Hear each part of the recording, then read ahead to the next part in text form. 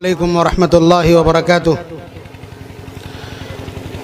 الحمد لله رب العالمين، والصلاة والسلام على سيد الأنبياء والمرسلين محمد وعلى آله وأصحابه أجمعين. أما بعد، أعوذ بالله من الشيطان الرجيم. بسم الله الرحمن الرحيم.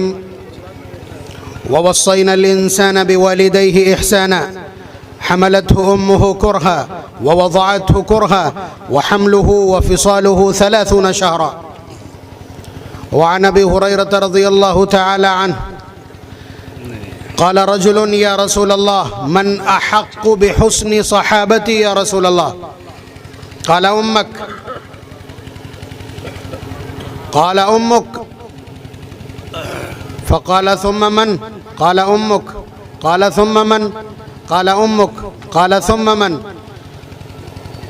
قال: أبوك. او كما قال علیہ الصلاۃ والسلام. شعبان کی 15ویں شب ہے، بڑی اہمیت کی حامل ہے، اور روز اول سے اس رات کو عبادت کے لیے امت نے مخصوص جانا ہے. سند کی بحثیں کرنے والے، باطل کے ہرکارے، عمل چھیننے والے، شیطان کے ایجنٹ، کچھ بھی کہیں، حدیث کی سندوں پر بات چیت، حدیث کی تدوین 200 سال کے بعد شروع ہوئی ہے. اس سے پہلے صحابہ کا تعامل موجود ہے اور تابعین کا تعامل موجود ہے، اور ایک بڑی جماعت ہے جو اس وقت آپ کو اگر عمل سے محروم نہیں کر پا رہی ہے تو وہ عمل میں کسی طرح کا سنشودھن یا اس میں کٹوتی کرنے پہ آمادہ ہے. مثلا آپ کی اچھی خاصی 20 رکعت، پوری امت 20 رکعت پڑھتی ہے، اس میں سے کچھ کٹوتی کر لیں. بات سمجھ رہے ہیں؟ آپ سنتیں پڑھ رہے ہیں، نوافل پڑھ رہے ہیں، وہ آپ کی سنتیں اور نوافل غائب کر دیں. اچھے بھلے آپ ٹوپی لگا کر کے نماز پڑھنے آ رہے ہیں، آپ کی ٹوپی چھین لیں. بات سمجھ رہے ہیں؟ اشارہ سمجھیے بس، کافی ہے. تو اور یہ چلے گا اور بڑھے گا آگے، یہ سلسلہ اور آگے بڑھے گا، اس لیے کہ نبی اکرم صلی اللہ علیہ وسلم نے فرمایا کہ وہ ایک بڑا والا دجال آئے گا جو آسمان سے کہے گا کہ برس جا، یأمر السماء فتمطر والارض فتنبت. آسمان سے کہے گا پانی برسا دے تو پانی برسنے لگے گا، زمین سے کہے گا غلہ اگا دے، پوری فصل کھڑی ہو جائے گی. تو یہ تو اتنا بڑا شعبدے باز ہوگا، لیکن حضور نے فرمایا اس سے پہلے 30 اور چھٹ بھئیے آئیں گے. 30 کذابون، 30. تو اب ظاہر سی بات ہے کوئی اکیلا نہیں آتا، اس کے ساتھ بھی ایک بڑی جماعت ہوگی، اس کے ساتھ بھی ایک بڑی ٹیم ہوگی. اس ٹیم کی بھی وضاحت کی ہے احادیث میں. اسی طرح ان کی بھی کچھ نہ کچھ ٹیمیں ہیں جو گھوم رہی ہیں، کسی طرح آپ کی روحانیت کو ختم کر دیں. آپ کے اندر اپنے دین اور دینداروں اور یہ جو دین کا پورا اثاثہ آپ تک اور سرمایہ آپ تک پہنچا ہے، ان کو گالیاں بک کر کے اور ان کو ضعیف اور یہ اور وہ کہہ کر کے، ان پر الزامات لگا کر کے، بہتان تراشی کر کے، پورے جو اسلامک اسٹرکچر ہے، جو پوری اس کی بنیاد اور اساس ہے، جو اس کا پورا فنڈامنٹل ہے، اس پورے کے پورے کو کہیں نہ کہیں کھوکھلا کرنے کے لیے ایک دیمک کی طرح لگے ہوئے ہیں. بات سمجھ رہے ہیں؟ تو اس کو الگ رکھیے، سمجھیے. اس رات کے سلسلے میں نبی اکرم صلی اللہ علیہ وسلم کا ارشاد گرامی، ترغیب کی روایت ہے، سنن ابن ماجہ نے بھی نقل کیا ہے، حضرت علی رضی اللہ تعالیٰ عنہ کی روایت ہے. فرماتے ہیں: اذا اتاکم لیلۃ النصف من شعبان فقوموا لیلها وصوموا یومها فإن اللہ تعالی ينزل فيها بغروب الشمس إلى سماء الدنيا فيقول: ألا من مستغفر فأغفر له، ألا من مسترزق فأرزق، ألا من مبتلا فأعافيه، ألا كذا ألا كذا حتى يطلع الفجر. کہ جب نصف شعبان کی رات آتی ہے تو اللہ تبارک و تعالی آسمان دنیا پر نزول اجلال فرماتے ہیں. نزول اجلال فرماتے ہیں. آپ اس کو بس ایک علامتی چیز سمجھیے کہ ترتیب یہ ہے کہ پہلا آسمان، پھر دوسرا آسمان، پھر تیسرا آسمان، پھر چوتھا، پانچواں، چھٹا، ساتواں آسمان، پھر اس کے بعد عرش، پھر اس کے بعد کرسی، اور پھر اس کے بعد اللہ تبارک و تعالیٰ کا استواء خاص، الرحمن علی العرش استوى. یہ ایک ترتیب ہے. تو اللہ تبارک و تعالیٰ کا جو مرکز خاص ہے، جو تجلی خاص کا مقام ہے، وہ اس ترتیب پر ہے۔ لیکن اللہ تبارک و تعالیٰ کے سلسلے میں یہ روایات بتلا رہی، اور یہ کوئی ایسی انہونی نہیں ہے، یہ متشابہات میں سے اتنا بڑا معاملہ نہیں ہے کہ آپ اسے بحث کا موضوع بنائیں۔ اللہ تبارک و تعالیٰ رات کے آخری 1/3 میں آسمان دنیا پر نزول اجلال فرماتے ہیں، اور اسی طرح کا روزانہ اعلان ہوتا ہے، اور اسی طرح شب قدر میں بھی ہوتا ہے۔ تو یہ کہنے کا مطلب یہ ہے کہ اللہ تبارک و تعالیٰ دلوں کے بھید سے واقف ہیں۔ آپ کی ہارٹ بیٹ اس ٹائم کیا ہے، اس کو مینج کون کرتا ہے؟ آپ کی رگوں میں دوڑنے والے خون کی رفتار کو کنٹرول کون کرتا ہے؟ آپ کے اس جسم میں حرارت باقی کس نے رکھی ہے؟ آپ کو یہ آکسیجن کون فراہم کر رہا ہے؟ اور آپ کو یہ تپش اور حرارت، منرلز اور یہ سارے کے سارے وٹامنز کہاں سے آتے ہیں؟ سب اللہ تبارک و تعالیٰ عنایت کرتے ہیں۔ تو بات ان تک پہنچتی ہے، لیکن یہ بتلانے کے لیے کہ یہ رات خاص ہے، یہ رات خاص ہے، میں تمہارے قریب آ کر کے تمہاری ایکٹیویٹیز پر نظر رکھنا چاہتا ہوں، تمہاری فریاد سننا چاہتا ہوں، تمہارے سوالات لینا چاہتا ہوں۔ الا من مسترزق فارزق، ہے کوئی روزی روٹی کا سوال کرنے والا؟ یعنی یہ اللہ تعالیٰ کی طرف سے آج اس وقت اعلان جاری ہے کوئی روزی روٹی کا سوال کرنے والا جسے میں روزی روٹی عنایت کر دوں، معیشت عنایت کر دوں؟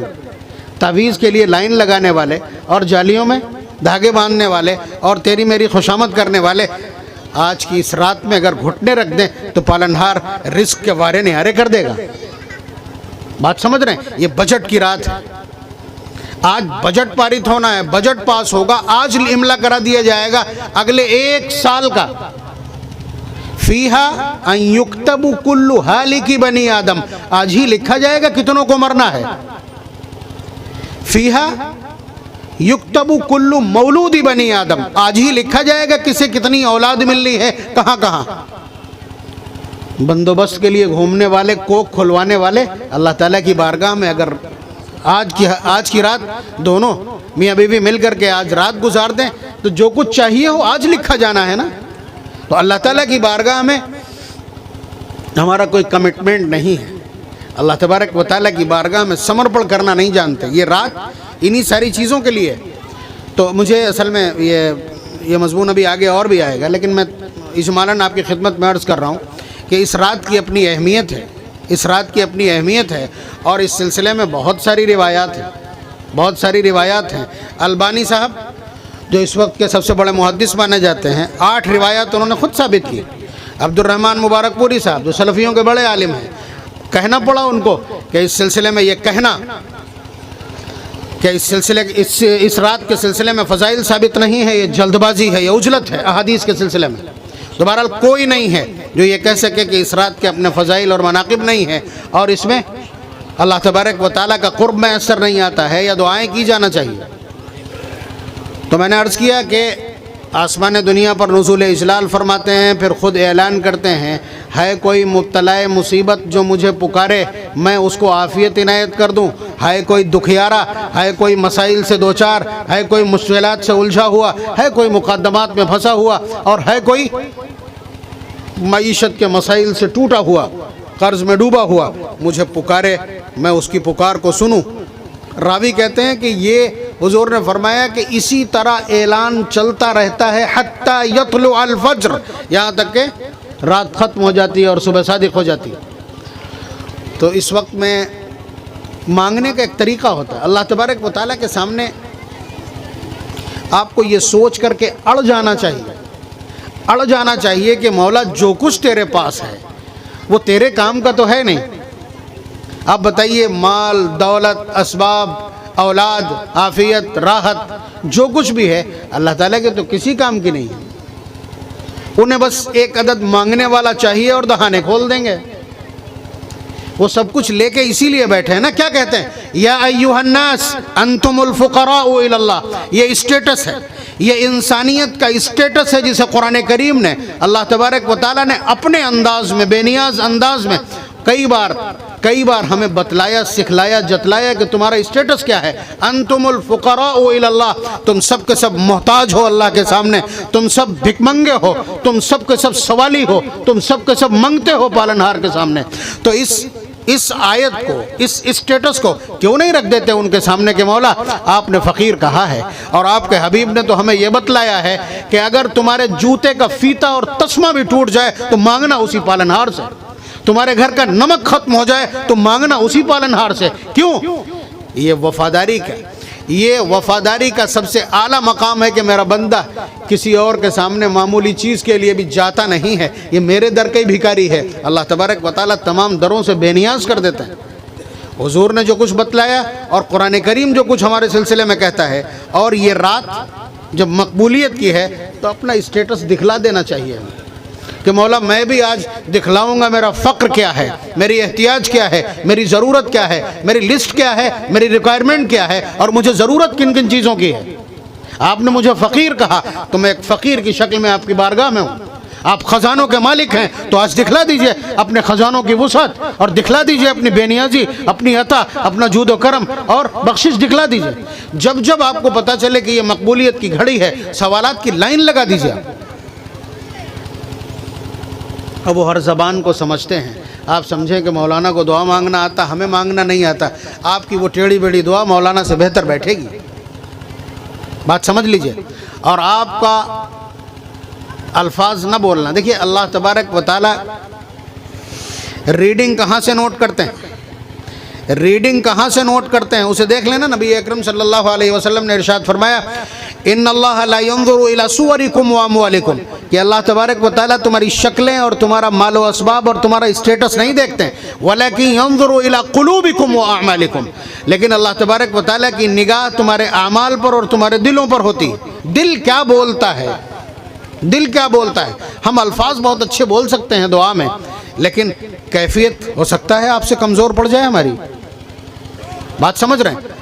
ایک آدمی دعا کے لیے بیٹھا، بہت اچھی پوئٹری فارم میں اس نے دعا کی، ٹھیک، اور ایک آدمی اس نے ہاتھ پھیلائے، سسکیوں اور رونے کے علاوہ ایک لفظ اس کے منہ سے نہیں نکلا، بتاؤ دعا کس کی قیمتی ہے؟ اس بے زبان کی دعا بہت بھاری ہے۔ تو اللہ تبارک و تعالیٰ کو کیفیت درکار ہے۔ ہماری ضرورتیں بہت ہیں، ہمارے مسائل بہت ہیں، ہماری مشکلات بہت ہیں، اور اس وقت تو خاص طور سے جب آپ کو تمام اعتبارات سے حاشیے پر پہنچانے کی کوشش اور مہم جاری ہو، آپ کو بھوک مری کا شکار کر دینے کی کوشش ہو، آپ کے کاروبار پر چھاپے مارے جا رہے ہوں، اور آپ کے خلاف مسلسل سرچ کیا جا رہا ہو کہ کہاں پر آپ ڈیفالٹر ہیں اور کہاں پر آپ کو اٹھا کر کے آپ کو چارج کر دیا جائے، جب اس طرح کی صورتحال ہو تو اکلوتی پناہ ہے آپ کے پالنہار کی، بات سمجھ رہے ہیں۔ اللہ تبارک و تعالیٰ کی پناہ کل بھی ہمارے لیے سب سے زیادہ پرامن جگہ تھی اور آج بھی ہے، لیکن ہم نے چھوڑ رکھا ہے۔ تو بہرحال یہ رات اہمیت کی حامل ہے۔ اس رات کو کھڑے ہو کر کے گزار دینا، جاگ کر کے گزار دینا، عبادت میں گزار دینا، اپنے مولا سے سرگوشی اور مناجات میں گزار دینا، یہ سارے فارمیٹ آپ کے پاس ہیں، جو چاہیں اپنا لیں، بات سمجھ رہے ہیں۔ اس کے علاوہ فقوموا لیلہا وصوموا یومہا، اور اس کے دن کو روزہ رکھ لینا ہے۔ دیکھیے روزے کے اوپر بہت ساری بحثیں یوٹیوب کے اوپر اور پٹیوں پر اور نکڑوں پر، اور ان کی جن کا بسم اللہ ٹھیک نہیں ہے وہ آپ کو اس پر بحثیں سنائیں گے، جن کا بسم اللہ کا تلفظ ٹھیک نہیں ہے وہ اس پر بحثیں کریں گے۔ گئے تھے نیٹ کی کوچنگ کرنے کے لیے، اس میں تو آ کر کے فیل ہو گئے، اس میں تو فیل ہو گئے، لیکن ایک نیا دین اور اجتہاد کی ایک طاقت لے کر کے آ گئے، یہ آپ روزانہ دیکھ رہے ہوں گے۔ بہرحال کہنے کا حاصل یہ ہے کہ روزہ اگر اس پہ واجب کی بات کی جائے، فرض کی بات کی جائے، سنت مؤکدہ کی بات کی جائے تو بحث ہو سکتی ہے، لیکن تذکرہ موجود ہے روایات میں اس روزے کا، اس لیے مستحب کا درجہ تو اس کو حاصل ہی ہے۔ یہ روزہ مستحب ہے، رکھا جانا چاہیے، جو رکھے گا اجر پائے گا، نہیں رکھے گا کوئی سوال نہیں، اس لیے کہ کمپلسری اور نیسسری نہیں ہے، بات بالکل صاف ستھری۔ اسی طرح سے قبرستان جانے کی بات ہے تو قبرستان حضور تشریف لے گئے ہیں، اگر حضور کی طرح کوئی قبرستان جاتا ہے بالکل ٹھیک ہے، بالکل ٹھیک ہے، جا سکتا ہے، جانا چاہیے، حضور سے ثابت ہے، حضور تشریف لے گئے، اور یہاں سے بھی دعائے مغفرت کی جائے گی، بالکل ویسے ہی پہنچے گی، بات سمجھ رہے ہیں۔ یہاں سے ایصال ثواب کیا جائے گا، پہنچے گا، یہاں سے کوئی خیرات اور صدقات کیے جائیں گے، پہنچیں گے۔ لیکن اس میں البتہ سوال کھڑا ہو سکتا ہے کہ قبر پر جا کر کے موم بتی آپ نے لگا دی؟ کون سی سائنس ہے جو یہ کہتی ہے کہ 4 فٹ نیچے اس موم بتی کی روشنی پہنچ جائے گی جس سے لیٹرین بھی آپ کی روشن نہیں ہو سکتی؟ وہ قنوج کا کچڑا اکٹھا کر کے جو اگربتی بنا دی جاتی ہے اس کی خوشبو اندر پہنچ جائے گی، یہ کون سی سائنس کہتی ہے؟ اور اس کے علاوہ روایات تو کہی نہیں سکتی، روایات تو کہی نہیں سکتی۔ اگر وہ بندہ نیک ہے، اللہ تبارک و تعالیٰ کے قریب میں جگہ پا گیا ہے، وی آئی پیز میں ہے، تو پھر اللہ تبارک و تعالیٰ اس کے گرد ایسی خوشبو بسا دیں گے کہ اس پوری کائنات کی ساری خوشبویں مل کر کے اس کے آس پاس نہیں بھٹک سکتی۔ اور اللہ تبارک و تعالیٰ کی بارگاہ میں جو بندہ مقرب قرار پا گیا تو اس کے ارد گرد ایسی روشنیاں اور قمقمے ہوں گے، اس سورج کی ویلیو نہیں ہے اس روشنی کو چنوتی دے سکے۔ اور وہ روشنیاں کیسے پیدا ہوتی ہیں وہ بھی نبی نے بتلا دیا ہے۔ آپ سبحان اللہ کہو وہاں ایک قمقمہ لگ جائے گا، الحمدللہ کہو گے قمقمہ لگ جائے گا، وہاں روشنیاں ہونے لگے گی، خوشبو پھیل جائے گی۔ بات سمجھ رہے ہیں؟ نبی اکرم صلی اللہ علیہ وسلم کا ایک اور ارشاد گرامی۔ تو بہرحال اس رات کو آپ جاگ کر کے گزاریں، اگلے دن روزہ بھی رکھیں اور اپنے مردوں کے لیے استغفار، خیرات، صدقات جو کچھ بھی کر سکتے ہوں کریں۔ یہ 3 اعمال ہیں جو تمام خلاصہ احادیث سے نکل کر کے آتے ہیں۔ اور یہ آپ جانتے ہیں کہ شیطان ہمیشہ اسی طرح تقابل میں رہتا ہے۔ انبیاء علیہ السلام اپنی امت کو جو ہدایات دیتے ہیں وہ ان کے پیرالل کچھ نہ کچھ اپنے آفس سے بھی جاری کر دیتا ہے۔ پٹاخے چھڑوا دیے رات جاگنے کے بجائے، روزہ رکھنے کے بجائے حلوہ تھما دیا اس نے۔ بات سمجھ رہے ہیں؟ اور اسی طرح ایصال ثواب پر، پڑھنے اور لکھنے پر، دعائے مغفرت پر محنت کرنے کے بجائے وہاں قبر کی رنگائی پتائی اور اس پر خوشبو اور آگ جلانے کے لیے لگا دیا۔ تو یہ پیرالل کھڑا کرتا ہے ہمیشہ سے۔ آپ کو دیکھنا پڑے گا کہ نبی کی تعلیمات، نبی کے مزاج اور نبی کے جو ہدایات کا نظام اور سسٹم ہے اس سے کیا چیز میل کھاتی ہے۔ اتنا شعور اور ادراک ہمارے اندر ہونا چاہیے۔ یہ ایک بات ہو گئی۔ اگلی بات، نبی اکرم صلی اللہ علیہ وسلم کا ارشاد گرامی، حضرت ابو موسیٰ اشعری رضی اللہ تعالیٰ عنہ راوی ہیں، فرماتے ہیں ان اللہ لیطلع علی الارض فیغفر لجمیع خلقہ، کہ اللہ تبارک و تعالیٰ اس رات میں ان اللہ لیطلع فی لیلۃ النصف من شعبان، کہ شعبان کی اس نصف رات میں، اس 15ویں شب میں اللہ تبارک و تعالی مخلوقات کو جھانک کر دیکھتے ہیں۔ روایت کا ترجمہ تو یہ ہے، اور ویسے کہیں گے تو یہ کہ اللہ تبارک و تعالی مخلوقات کے احوال پر نظر فرماتے ہیں، ورنہ ترجمہ یہی ہے کہ اللہ تعالی تمام مخلوقات کو جھانک کر کے دیکھتے ہیں اور تمام لوگوں کی مغفرت کر دیتے ہیں مگر ان لوگوں کی۔ اس میں روایات مختلف ہیں، کہیں 4 کہیں 5 کہیں 6، وہ ٹوٹل جو اس کا جو ٹوٹل ہے وہ 13 ہے۔ 13 ایسے لوگ ہیں، ایسے جرائم ہیں کہ جن کو اللہ تبارک و تعالیٰ معاف نہیں کرتے۔ وہ تو سب سے بڑا گناہ جو ٹاپ پہ رہتا ہے آپ کو معلوم ہے، الا لمشرکن، مشرک کو معاف نہیں کرتے، اور مشاحن، اور اس شخص کو جو دلوں میں کینہ رکھتا ہو اس کو معاف نہیں کرتے، مدمن خمر، ہیبیچول ڈرنکر، جو مستقل شراب کا عادی ہے اس کو، منان، جو احسان کرتا ہو پھر اس کو جتلاتا ہو، مسبل ازار، اور ٹخنے سے نیچے جو پائجامہ پہنتا ہو، پینٹ پہنتا ہو، وہ بھی اس رات میں معاف نہیں کیا جاتا۔ وعاق لوالدیہ، اور اپنے والدین کی نافرمانی کرنے والا۔ یہ پوائنٹ ہے جس پر مجھے تھوڑی بات کرنی، یعنی باقی سب پر بات کریں گے تو طویل ہو جائے گا، اور دیگر ہمارے موقر علماء گرامی تشریف فرما ہے، ہو سکتا ہے ان میں کوئی بات کرے، لیکن میں نے جو آیت پڑھی ہے وہ آیت یہی ہے، اسی کو بیان کرنے والی ہے۔ صورتحال اس وقت تھوڑی معاشرے کی اچھی نہیں ہے، اس لیے کہ ہمارے پاس اس طرح کی شکایات ہیں۔ بہو کہتی ہے کہ یہ اپنی اماں کا کہنا مانتے ہیں، ہماری بات پہ دھیان ہی نہیں دیتے۔ اسی والدہ کو یہ شکایت ہے کہ یہ اپنی بیوی کے عشق میں کھویا رہتا ہے، ہماری طرف دھیان ہی نہیں۔ اس کا مطلب یہ ہے کہ کہیں نہ کہیں انبیلنس ہے۔ تو اس لیے میرا پوائنٹ وہیں پہ، حالانکہ قرآن جب کہتا ہے تو والدین کے لیے کہتا ہے، لیکن جہاں سے میں نے آیت اٹھائی سورہ احقاف پارہ نمبر 26، اس کا مضمون تھوڑا سا مختلف ہے، یہ والدہ کی طرف جھکا ہوا ہے۔ اس آیت کا جو مضمون اور پریپیکش ہے وہ والدہ کی طرف جھکا ہوا ہے، تو اسی لیے میں عرض کروں گا، اس لیے کہ بڑا تکلیف دہ صورتحال ہے اس وقت کی معاشرے کی ہمارے۔ پہلے پارہ نمبر 15 کی ایک آیت دیکھیے، اللہ تبارک و تعالیٰ کا ارشاد، وَقَضَىٰ رَبُّكَ أَلَّا تَعْبُدُوا إِلَّا إِيَّاهُ۔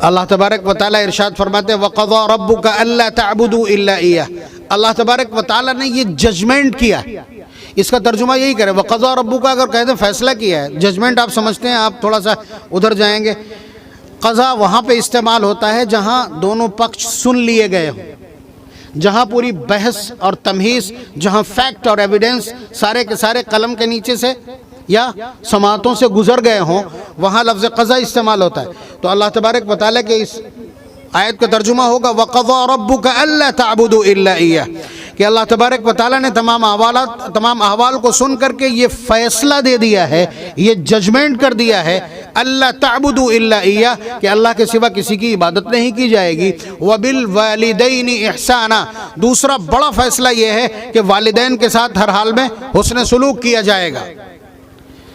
تو والدین کے ساتھ حسن سلوک 17-18 سال تک تو آپ کو کرنا ہی کرنا ہے، اس لیے کہ پیسہ، خرچے کا سارا پیسہ موٹر سائیکل میں تیل والد ہی ڈلواتے ہیں، موبائل کا ریچارج بھی والد کرواتے ہیں، تو اس وقت تک تو آپ سر جھکا کے چلیں گے ہی چلیں گے۔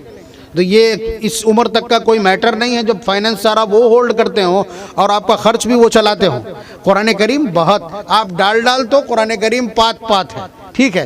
قرآن کہتا ہے، دوسری دفعہ دیکھیے اس آیت کی، اما یبلغن عندک الکبر احدہما او کلاہما، یعنی والدین کے ساتھ حسن سلوک کرنا ہے جب ان میں سے کوئی ایک بڑھاپے کو پہنچ جائے یا دونوں بڑھاپے کی عمر کو پہنچ جائیں، فلا تقل لہما اف، اور اس اودھی میں، اس اوستھا میں اور عمر کے اس پڑاؤ پر ان سے کبھی اف بھی مت کرنا۔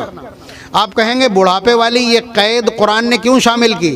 قرآن نے اس لیے شامل کی ہے کہ جب 60 سال کے ہو جاتے ہیں نا بڑے میاں، اور آپ عشاء کے بعد فوراً گھر نہیں آئے تو ان کی آنکھیں دروازہ تکتی رہتی، ماں اس وقت تک سوئے گی نہیں، بیوی سو لے چاہے خراٹے لگا رہی، لیکن ماں اس وقت تک نہیں سوئے گی جب تک بیٹا داخل نہ ہو جائے۔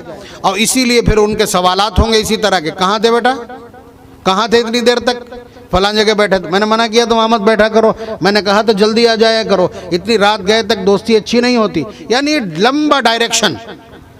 تو یہ وقت ہوگا جب آپ کہیں گے یہ سٹیا گئے ہیں، آپ اس وقت جھنجھلا جائیں گے، تو قرآن کریم نے لکیر کھینچ دی، ڈیڈ لائن ہے، فلا تقل لہما اف، کہ بڑھاپے کی اس عمر میں جب وہ پیر فرتوت ہو جائیں، جب وہ ایکسٹرا کانشیس ہو جائیں تمہارے حوالے سے، تمہاری سیکورٹی کو لے کر کے، اور ایک بیٹا ہونے کی وجہ سے ان کو جو تحفظات ہیں بڑھاپے کی وجہ سے وہ بے قابو ہو جائیں، تو اپنے آپ کو ذرا قابو میں رکھنا، اپنے آپ کو قابو اور ہوش میں رکھنا۔ فلا تقل لہما اف ولا تنہرہما، اور کہیں غلطی سے جھڑک نہ دینا ان کو، غلطی سے ان کو جھڑک نہ دینا، اس لیے کہ وہ 60 سال کے ہیں اور تمہاری عمر اس وقت 35 سال کی ہوگی جب آپ اپنی طاقت کے پیک پر ہوتے ہیں، یا 40 سال ہوگی جب آپ اپنی شتابی پر ہوتے ہیں۔ قرآن کہتا ہے حتی اذا بلغ اشدہ وبلغ 40 سنہ، یعنی آدمی پیک پر پہنچتا ہے کب؟ جب وہ 40 سال کا ہو جاتا ہے۔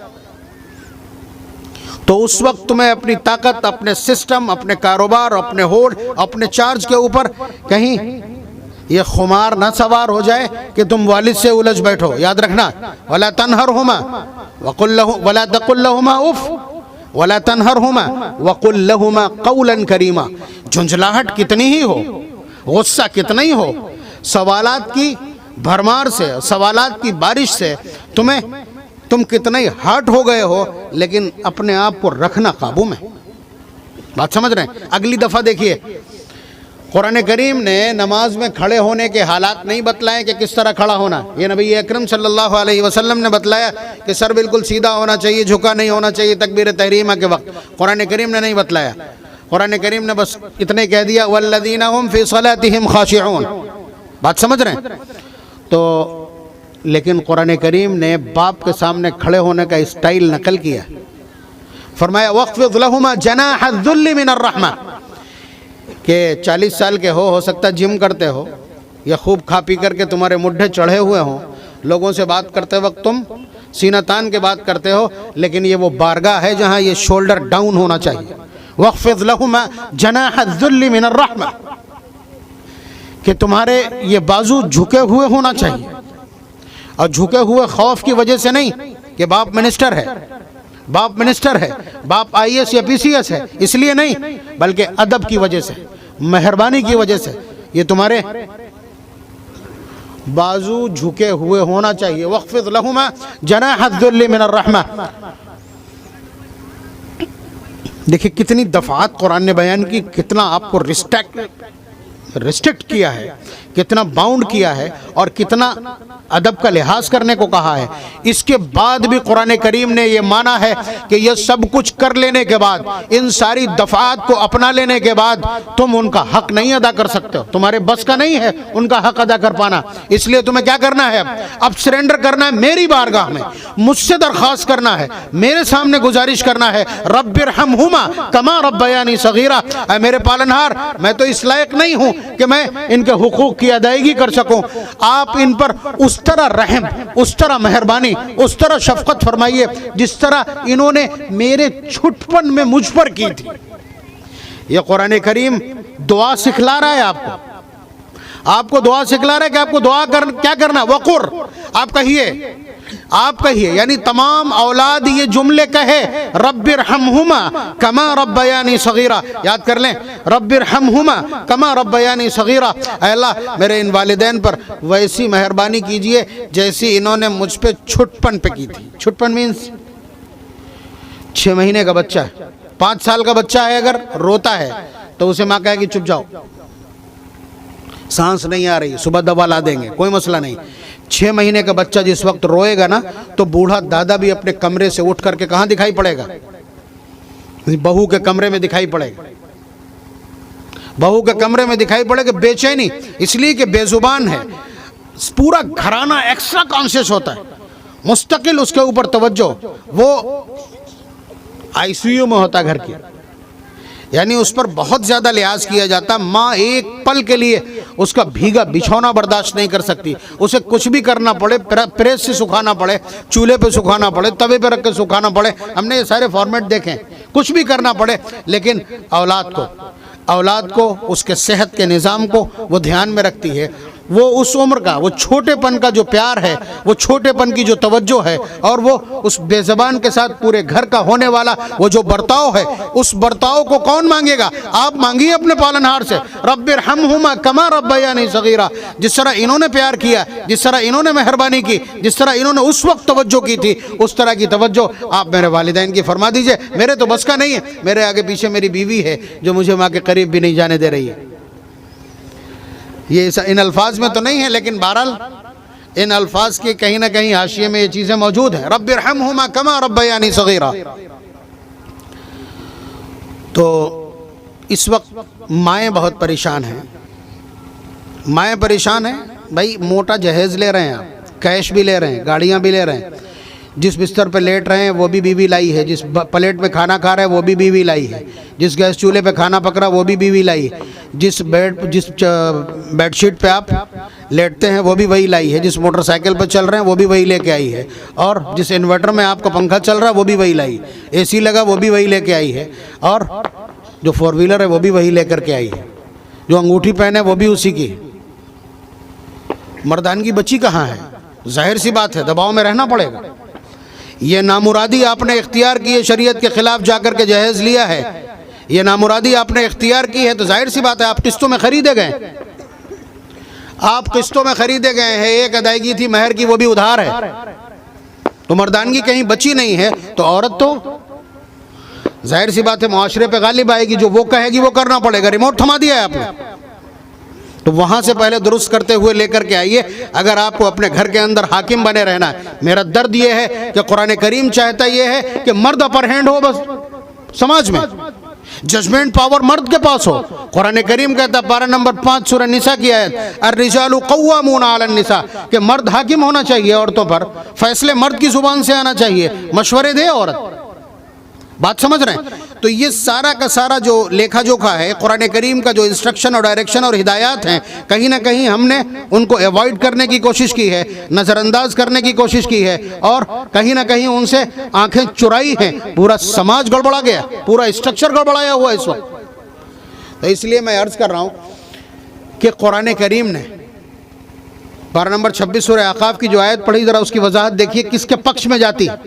یعنی والدین کا احترام کرنا, دیٹس اٹ. یہ قرآن کریم کا ایک کھلا ہوا منشور اور کھلا ہوا دستور ہے, کھلی ہوئی ہدایت ہے. لیکن ان دونوں میں سے کون کس کو پرائرٹی ہوگی, کس کو ترجیح ہوگی, کس کے حق میں محبت زیادہ جائے گی, اس کو قرآن کریم کی یہ آیات دیکھیے طے کرتی ہیں. قرآن کہتا ہے وَوَصَّيْنَا الْإِنسَانَ بِوَالِدَيْهِ إِحْسَانًا کہ اللہ تعالیٰ نے وصیت کر دی. وہاں لفظ قضا استعمال کیا تھا, یہاں لفظ وصیت استعمال کیا. علماء جانتے ہیں کتنے بھاری بھرکم الفاظ ہیں یہ. وَوَصَّيْنَا الْإِنسَانَ بِوَالِدَيْهِ إِحْسَانًا کہ اللہ تبارک و تعالیٰ نے وصیت کر دی ہے انسان کو کہ وہ والدین کے ساتھ حسن سلوک کرے.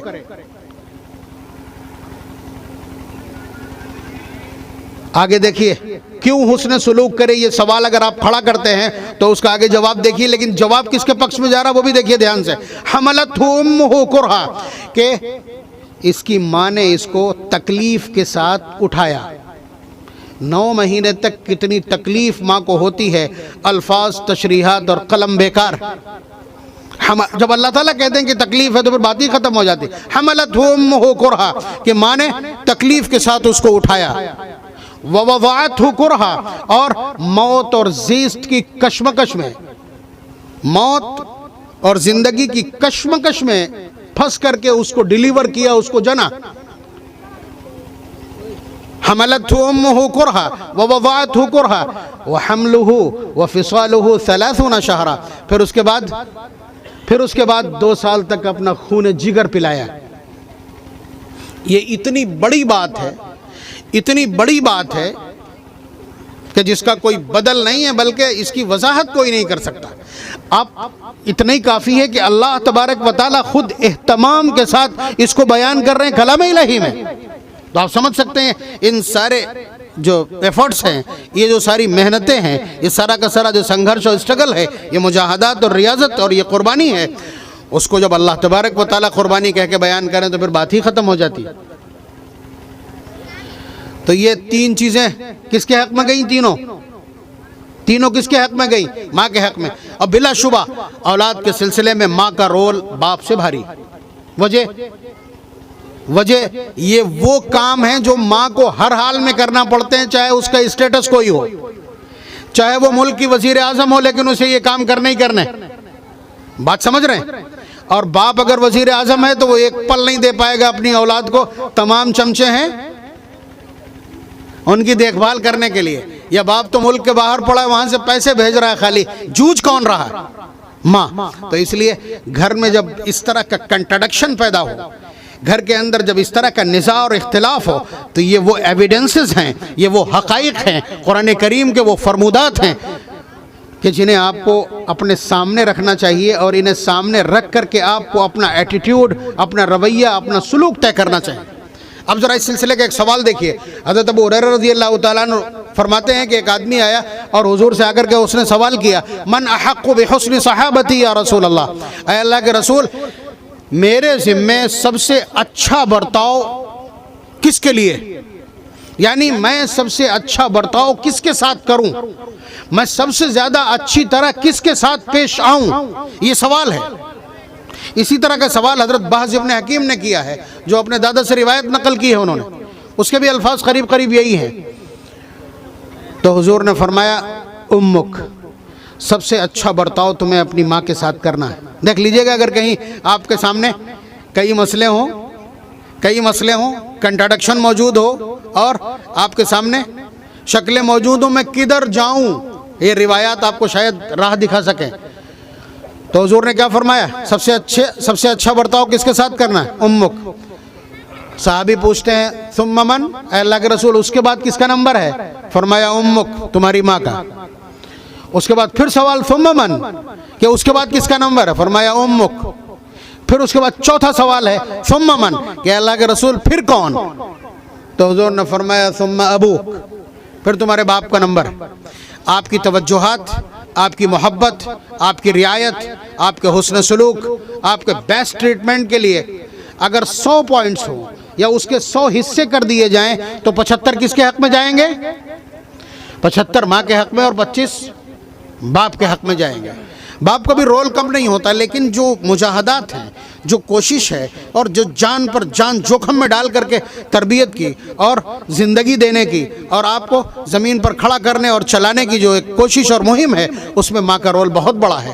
تو اس لیے یہ صورتحال نبی اکرم صلی اللہ علیہ وسلم کا یہ جواب کیوں آیا؟ یہ جواب اسی آیت کے پریپیکش میں آیا ہے کہ وہاں جب والدین کے ساتھ اچھا حسن سلوک کرنے کی بات آئی ہے تو نبی اللہ تبارک و تعالیٰ نے 3 قربانیاں کس کی بیان کی ہیں؟ ماں کی 3 قربانیاں بیان کی، اسی لیے حضور کا یہ جواب آیا۔ دوسری روایت ایک اور ہے، حضور نے فرمایا صل امک ثم امک ثم امک ثم اباک ثم الاقرب فالاقرب، کہ تم اپنی ماں کے ساتھ اچھا سلوک کرو، اپنی ماں کے ساتھ اچھا سلوک کرو، پھر اپنی ماں کے ساتھ اچھا سلوک کرو، پھر اس کے بعد اپنے باپ کے ساتھ اچھا سلوک کرو، پھر اس کے بعد جو جتنا قریب ہو۔ اب اس وقت کی صورتحال بہت خراب ہے کہ جو بوڑھا ہو جاتا ہے وہ موت مانگنے لگتا ہے۔ جس بچے کو بڑی ارمانوں سے جوان کیا تھا کہ یہ بڑھاپے میں میری راحت کا سامان بنے گا، وہ مجبور ہے، یہ نوجوان نسل مجبور ہے اگر وہ والدین کے ساتھ حسن سلوک کرتی ہے تو پھر ادھر بیڈ روم میں جوتم پیزار کے علاوہ اس کے سامنے دوسرا کوئی راستہ نہیں۔